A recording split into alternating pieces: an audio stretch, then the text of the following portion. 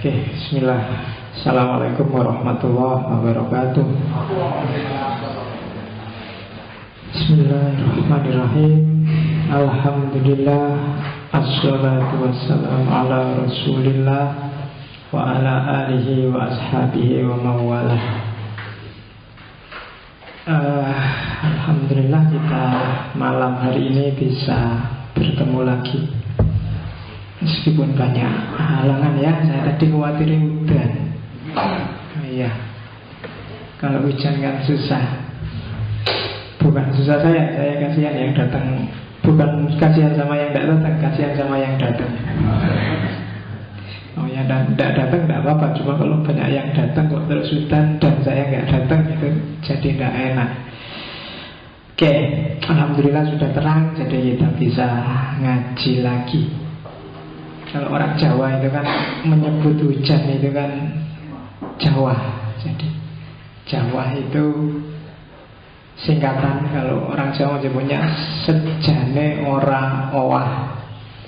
Jadi kalau ada hujan, pokoknya kalau kita sudah berniat apa, jangan berubah hanya gara-gara hujan. Iku ngawur, jadi aku ngawur. Oke, bismillah, pokoknya pengen aku ngiem-ngiem. Oke, jadi 1, 2, 3, 4, 5 orang ini bagi saya luar biasa yang bisa datang malam-malam hujan-hujan dingin-dingin. Saya ada cerita Socrates itu suatu ketika ada anak muda yang datang pada dia, Socrates ajarin saya filsafat yang paling canggih. Socrates, kalau kamu pengen ngerti filsafat paling canggih, datang besok pagi ke sungai sama saya. Begitu datang ke sungai paginya, coba kamu lihat air itu ada gambar apa. Begitu dia lihat, tengkuknya dipegang oleh Socrates, terus dimasukin ke air. Wah, dia kan megap-megap gitu kan, luar biasa, kurang ajar. Terus lama sampai gitu, terus baru ditarik oleh Socrates. Nah, apa yang kamu bayangkan ketika kamu tak cemplungin di kali itu? Oh, dia masih kurang aja, mau bunuh saya. Saya ingin nyari hikmah kok malah mau dibunuh, enggak, saya cuma mau tanya, waktu kamu tadi tak masukkan ke air, itu apa yang paling kamu butuhkan? Ya udara, karena kalau dimasukkan ke air kan saya nggak bisa napas, saya butuh udara. Oke, kamu datang lagi padaku untuk belajar tentang filsafat. Kalau kamu sudah butuh tentang filsafat itu seperti kamu butuh udara. Jadi sudah merasa penting, sangat butuh, tidak peduli apapun, sing dipikir cuma udara. Jadi gak peduli ada halangan apapun, ingin belajar filsafat baru kamu datang. Kalau enggak, eman-eman. Itu anekdot tentang Socrates. Jadi karena apa-apa itu saya lebih takut orang yang ngerti setengah dibandingkan orang yang tidak ngerti sama sekali. Nah, kadang-kadang orang ngerti setengah itu menang gayanya, merasa sudah tahu tapi sebenarnya dia belum tahu apa-apa. Maka kalian kalau belajar apa-apa jangan setengah. Karena orang setengah itu biasanya merasa sudah bisa, terus ngajari orang dan dia bisa menyesatkan orang. Mending orang yang tidak ngerti sama sekali dan dia sadar bahwa dia nggak ngerti. Ya, karena banyak orang yang, kalau klasifikasinya Ghazali kan gitu, ada orang yang ngerti dan dia sadar bahwa dia ngerti. Nah, ini guru, ustadz, dosen itu biasanya ngerti, dia ngerti, maka dia bisa ditanyain. Tapi ada orang yang kedua, dia ngerti tapi dia tidak sadar kalau dia tidak ngerti. Jadi jangan-jangan dia pinter, cuma dia sendiri nggak ngerti kalau dia itu pinter. Dia merasa rendah aja, jadi ilmunya nggak terlalu bermanfaat. Kalau bahasanya Ghazali ini kayak orang tidur, bangunkan aja biar dia ngerti. Ayo ajar umatmu. Itu ada tipe ketiga, orang yang nggak ngerti tapi dia sadar kalau dia nggak ngerti. Ini orang bodoh tapi aman, karena dia sadar nggak ngerti kan, dia tidak merusak. Tipe yang paling gawat tipe terakhir, orang yang nggak ngerti tapi dia nggak sadar kalau dia nggak ngerti. Oh, itu bahaya. Di TV banyak yang kayak gitu.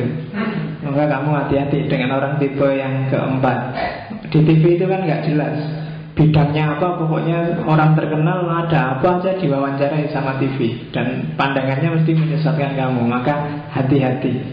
Kalau tentang hukum ya percayalah yang ahli hukum. Kalau tentang pendidikan, ikutilah ahli pendidikan. Kalau tentang filsafat, percayalah ahli filsafat. Itu lebih aman. Karena kalau di TV kan apa-apa ditakok gitu. Artis ditanya tentang boleh nggak nikah sampai 9, takoknya artis. Ya kan, kayak yang subur itu kan sing ditakoni artis. Ya susah, parameternya susah. Oke, masuk ke materi kita. Minggu lalu kita sudah ngomong tentang skeptis. Hari ini kita masuk ke epistemologi sosial. Tema epistemologi sosial ini nanti bisa 2-3 kali. Tema pertama kita adalah lawannya skeptisisme. Kalau minggu lalu skeptis itu adalah cirinya orang-orang khusus, para filosof, para ilmuwan yang selalu mempertanyakan, maka hari ini kita masuk ke lawannya, logikanya orang secara umum. Kadang orang menyebutnya logika awam, logika orang banyak, cara berpikir masyarakat. Namanya common sense.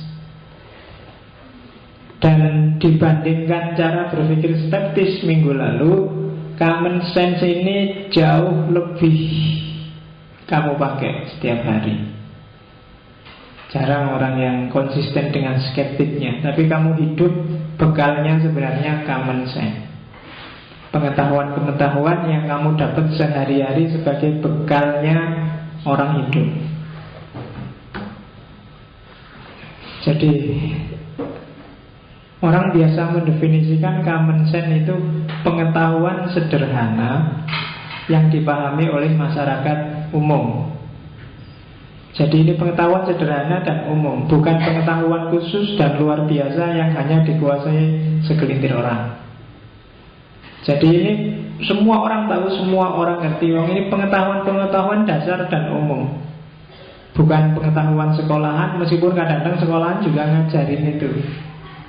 Itu common sense.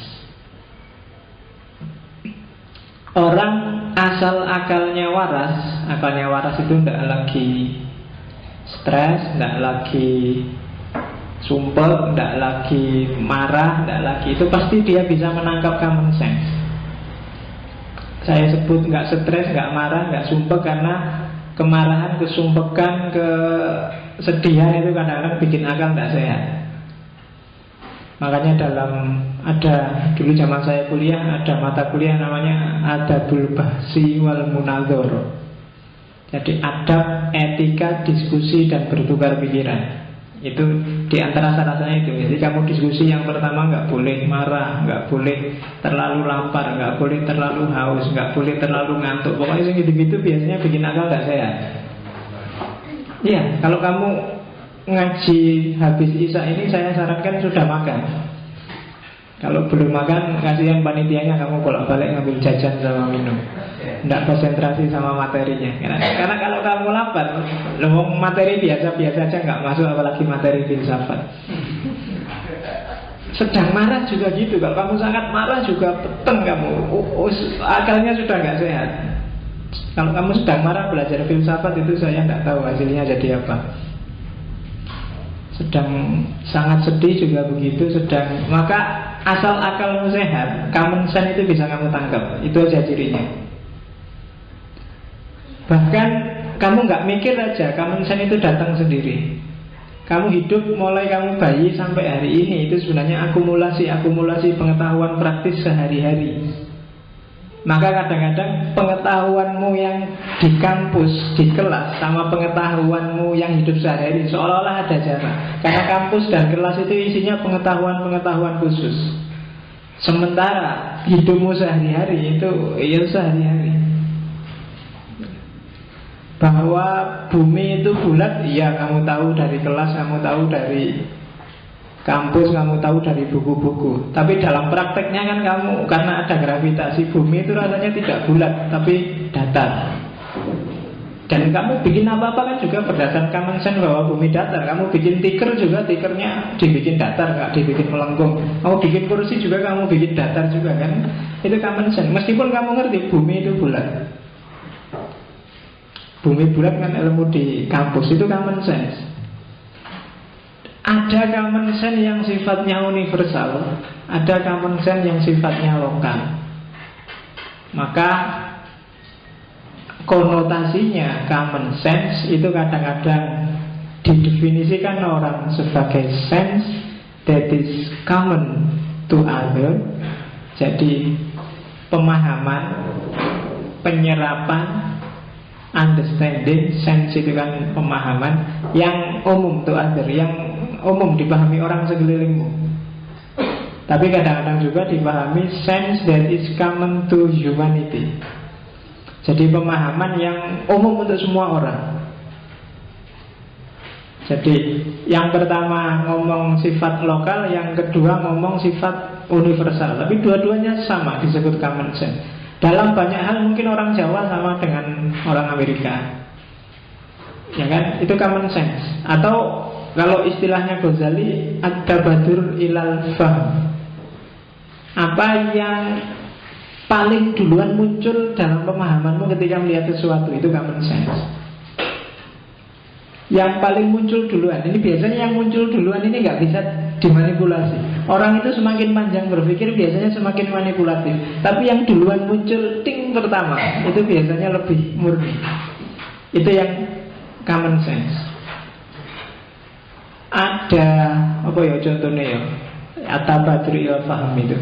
Misalnya kamu sama pacarmu malam ini nginep di hotel, tidur berdua. Common sense, kamu mesti bilang alah mesti itu ngapa-ngapain itu. Itu biasanya yang paling mungkin yo, yang muncul di kepalamu pertama itu tadi. Meskipun dia mungkin di dalam itu nggak ngapa-ngapain, mungkin tahajud bersama, tahlilan, wiritan. Tapi pokoknya yang muncul pertama alah masuk kamar berdua ngapain lagi. Mesti itu, dan biasanya itu yang memang kejadian. Di bulut-bulutnya kayak apa juga enggak bisa. Misalnya siapa yang sekarang namanya LHI sama Fustunnya itu semua dari Mumtazah. Itu kan dia kesana enggak, dia enggak nikah, dia kesana cuma kalau pas lagi butuh pijet. Karena kasusnya lagi. Lo kan di koran-koran alasannya kan lagi butuh pijet gitu kan. Tapi yo kamu kan sudah bisa menebak yang muncul di kepalamu pertama biasanya ya itu malah mau kemana. Bikin alasan kayak gimana pun yang muncul, itu namanya at-tabadur ilal fahm. Jadi yang muncul di kepala pertama.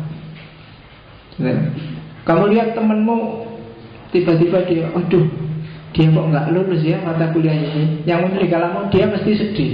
Meskipun dia kalau ketemu, oh enggak, saya nggak sedih, saya biasa aja kok, sudah. Nilai E itu bagi saya biasa, wajar.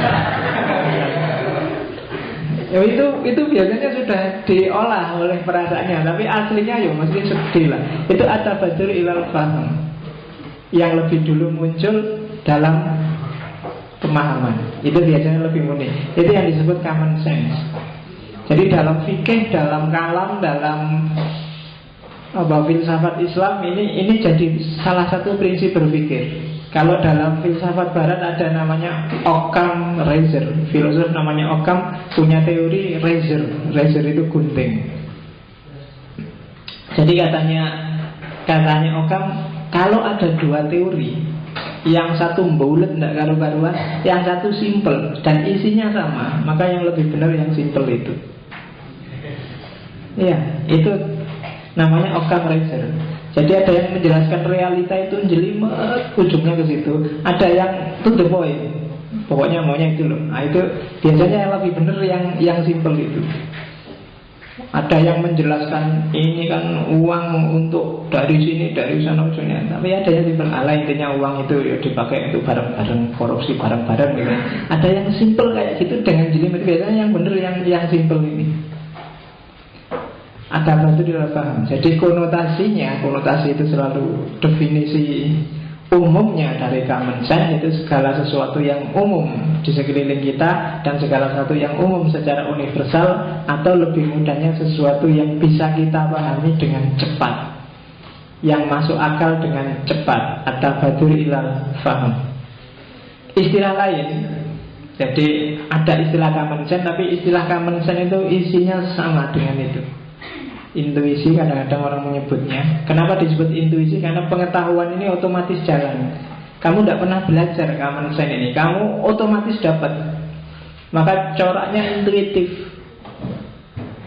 Begitu ada orang lebih tua, mungkin karena kamu Jawa, kamu punya wisdom, ada orang tua harus dihargai, maka kamu menunduk, ngambil tangannya, cium tangan. Itu kan intuitif sifatnya. Kamu mungkin dapat itu dari masyarakat, dapat itu dari lingkungan sekelilingmu. Yang kedua good sense.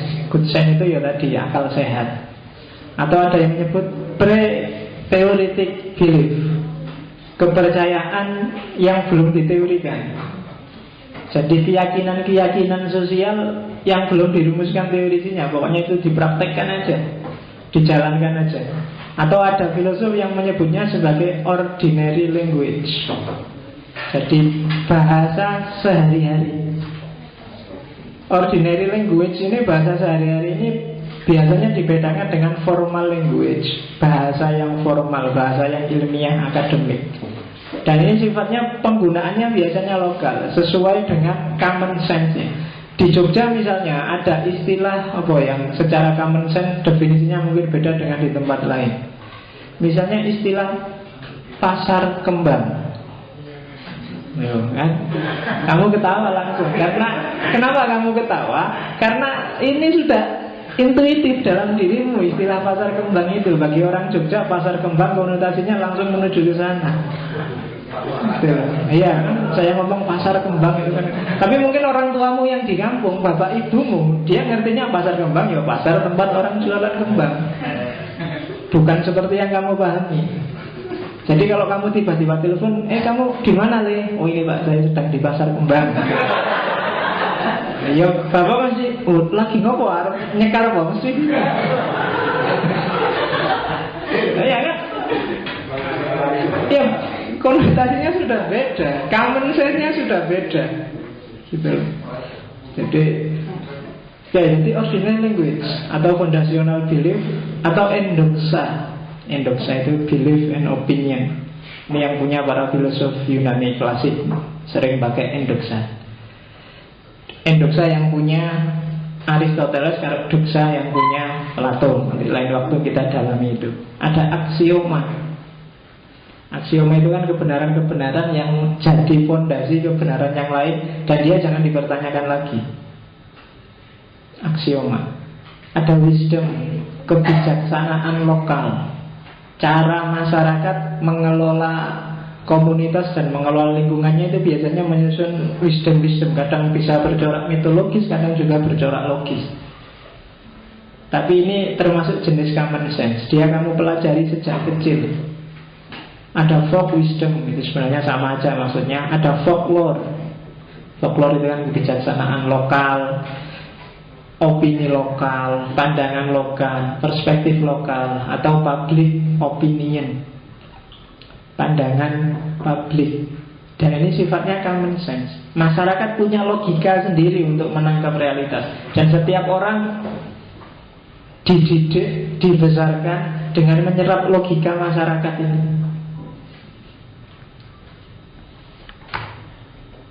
Cirinya apa sih? Common sense itu isinya apa aja? Yang pertama ya, dia pengetahuanmu sejak awal. Mungkin guru pertamanya itu ibu. Makan harus pakai tangan kanan.